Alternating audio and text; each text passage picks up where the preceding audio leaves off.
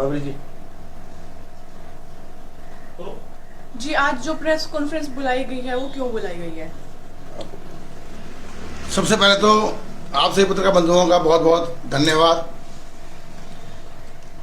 ये बात हमारे भाई सोनू जी ने उठाई थी कि पैरामेडिकल सफीदों को सौगात में दिया गया और छीन भी लिया गया।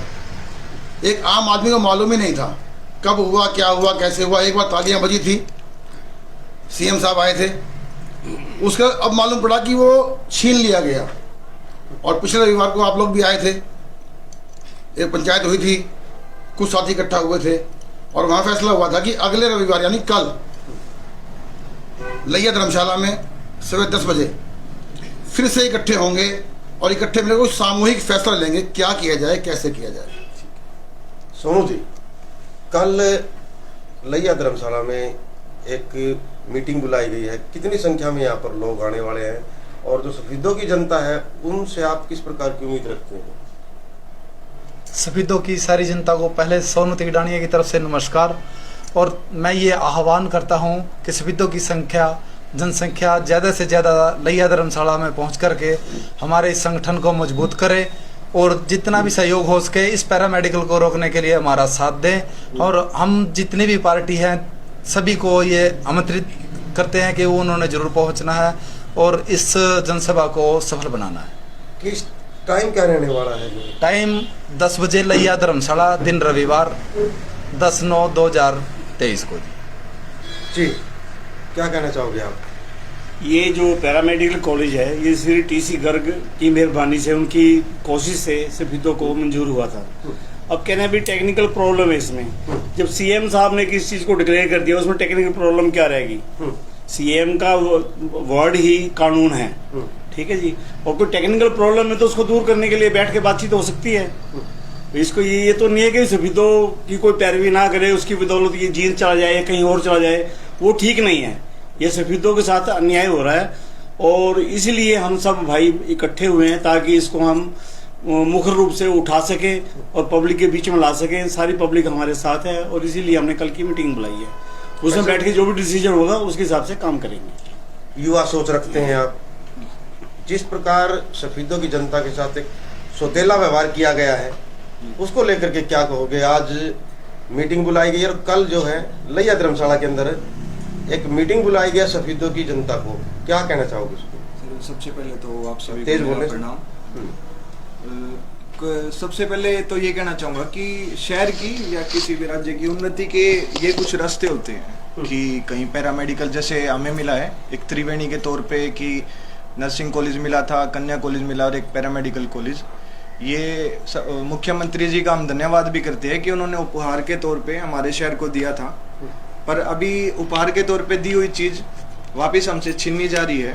ये सौतेला व्यवहार ना तो हमारे शहर के लिए अच्छा है और जो शहर का युवा है, ठीक है, जब उसको अच्छी शिक्षा नहीं मिलेगी, ना शिक्षा के कोई रास्ते मिलेंगे तो शहर की तरक्की कैसे होगी?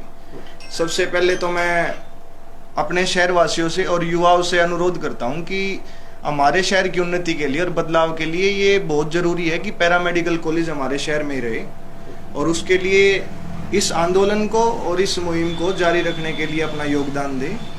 और ना ही ये एक राजनीतिक मंच है, ना इस जो आंदोलन हमने शुरू किया है इस राजनीति का हमारा कोई लेना देना नहीं है। ये हमारा सिर्फ शहर की उन्नति के लिए है, ठीक है, कि हमारे शहर में बदलाव हो, शहर में तरक्की हो। यही हमारा संदेश है आप सभी को। जी, जैसे कि आप लोगों ने पहले भी एक मीटिंग करी थी छोटी सी लैया धर्मशाला में, तो आपको लगता है कि लोग आपसे जुड़ रहे हैं या फिर कई बार ऐसा देखा जाता है कि लोग सोचते हैं कि हमें क्या करना? जैसे आपने एक शुरुआत करी है उस मीटिंग के बाद लोग जुड़े हैं आपसे? जी, वो लोगों का अच्छा रिस्पॉन्स आ रहा है और लोग यही चाहते हैं कि भी ये पैरामेडिकल सफीदों में रहे, उनका सहयोग हमें मिल रहा है और वो लोग हमारे साथ हैं और इसी की पैरवाई हम सफीदों में करेंगे, पूरा संघर्ष करेंगे। कोशिश यही रहेगी कि पैरामेडिकल, हमें इस बात में कोई एतराज नहीं है, अगर जींद में एक और दे दिया जाए, हमारे बेड को, हमारे हॉस्पिटल को 100 बेड का कर दिया जाए, हमारे कुछ भी छोटा भी कट लग जाता है तो Rohtak refer, Jind refer, Kanpur refer, हमारे यहाँ कोई डॉक्टर नहीं है, कोई सुविधा नहीं है। हम यही चाहते हैं कि सफीदों के लोगों को कम से कम कुछ तो मुहैया करवाया जाए इसको। सफेदों में राजनीति की बात करें, शहर सबसे छोटा है लेकिन राजनीति सबसे बड़ी है, तो क्या राजनीतिक लोगों ने भी आपका साथ दिया है इस मुहिम में या फिर वो टलते नजर आ रहे हैं?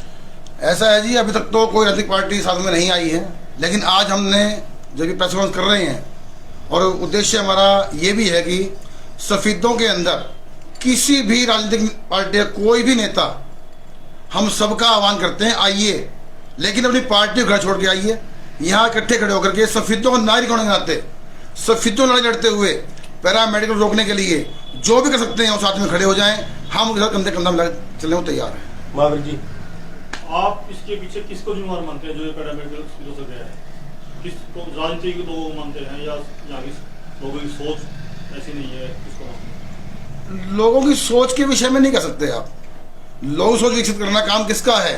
जो यहाँ का करते हैं, जो यहाँ के प्रतिनिधि हैं, किसी पार्टी में हो, सरकार में जो प्रतिनिधि हैं हमारे, उनका रवैया कुछ पक्षपातपूर्ण रहा, उन्होंने ठीक से पैरवी नहीं की। हाँ, इस बारे में बता देना चाहूँगा मैं मिड्डा जी को, जो लड़ झगड़ के यहाँ से उठा अपने वहाँ ले जा रहे हैं, जबकि सौगात सफेदों को मिली थी। और सफेदों के जो जितने नुमाइंदे हैं किसी भी पद पे हों, सबको कह रहा हूँ मैं, किसी भी पार्टी, मेरी बात किसी को लगती हो लगे, उन्होंने ठीक से पैरवी नहीं की। जबकि सुनने में ऐसा आ रहा है कि पैरामेडिकल वालों का ऑफिस और हमारे यहाँ एक बहुत बड़े हस्ती हैं, उनका ऑफिस एक ही फ्लोर पे एक ही बिल्डिंग के अंदर है, तब भी बात नहीं रखी गई। केवल एक अड़चन बता दी गई, ये अड़चन है। अड़चन की बात जहां तक आती है, अड़चन है तो किसके लिए है? अगर मैं खोलूं प्राइवेट कॉलेज, आप खोलें प्राइवेट कॉलेज, उसके लिए सरकारी राजकीय पैरामेडिकल कॉलेज के लिए कोई अड़चन कहीं नहीं है। ये केवल एक दिखावा और छलावा है।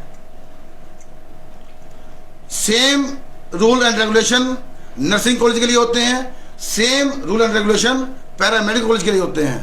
जब नर्सिंग कॉलेज चल रहा है 5-6 साल से, तो पैरामेडिकल में कौन सा कानून अड़चन आ गया?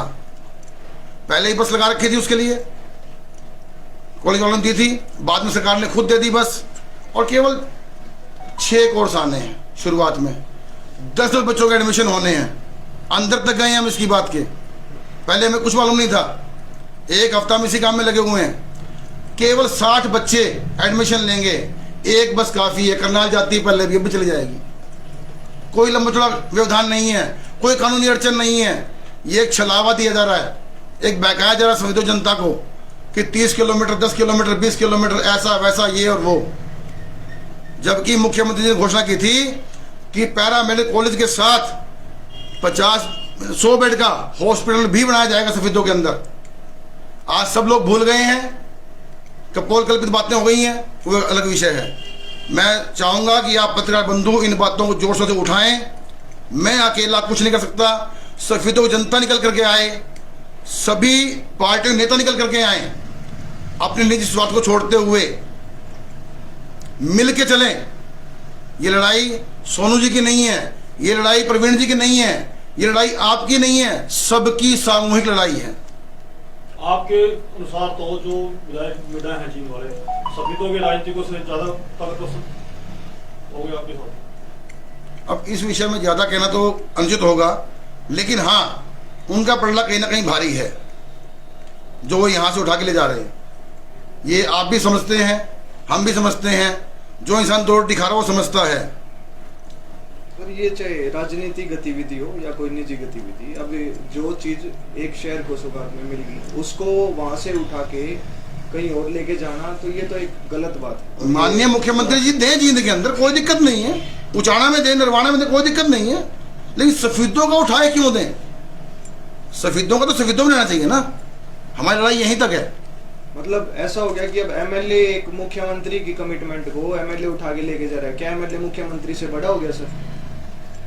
एमएलए मुख्यमंत्री से बड़ा तो नहीं है। मुख्यमंत्री जी ने एक रिसर्च के बाद सारी कि यहाँ पे बन सकता है ना बन सकता है, तभी अनाउंसमेंट करी थी, और हम उनका आज भी धन्यवाद करते हैं, उन्होंने हमें दिया, पर वापस क्यों छीना जा रहा है? और अगर हमारे हक की मिली हुई चीज हमसे छीनी जा रही है और हम चुप बैठे हैं, तो हमारा इस शहरवासी होने का कोई फर्ज नहीं है। एकजुट होके आगे आना पड़ेगा, तभी हमें मिलेगी, लड़ना भी पड़ेगा। अगर अपने हक के लिए नहीं बोलेंगे तो जैसे आज तक पिछड़े हैं ऐसे पिछड़े रह जाएंगे। बोलना पड़ेगा, शिक्षित बनेंगे, शिक्षा का कोई प्लेटफॉर्म हमारे शहर में जब होगा तो हमारा जो आने वाली जनरेशन है, हमारे छोटे भाई बहन है, शिक्षित होंगे तो शहर की तरक्की बिल्कुल होगी सर।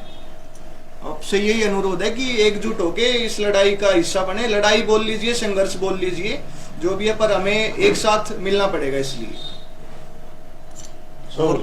ज़्यादा शब्द ना बोलकर सारी सफीदों की जनता को हाथ जोड़ के ये निवेदन है कि ज़्यादा से ज़्यादा संख्या में पहुंचकर हमारा साथ दें। जितनी भी धार्मिक संस्थाएं हैं, स्वास्थ्य संस्थाएं हैं, किसी भी प्रकार की कोई भी संस्था है, वो बढ़ चढ़कर हमारा साथ दे। राजनीतिक है या कोई है, राजनीति को अपना घर छोड़ें और सफीदों का एक स्वच्छ और बढ़िया नागरिक होने के नाते हमारी स्टेज पर आए, हमारा साथ दे, हमारा संघर्ष के साथ मिले और पैरामेडिकल को सफीदों में लाए और हॉस्पिटल को भी हम आगे ले जाएं, ताकि इसमें कोई मशीन नहीं है, कोई एक्सरे मशीन नहीं है, कुछ भी हमारे सफीदों के अंदर सुविधा नहीं है मेडिकल और शिक्षा के बारे में।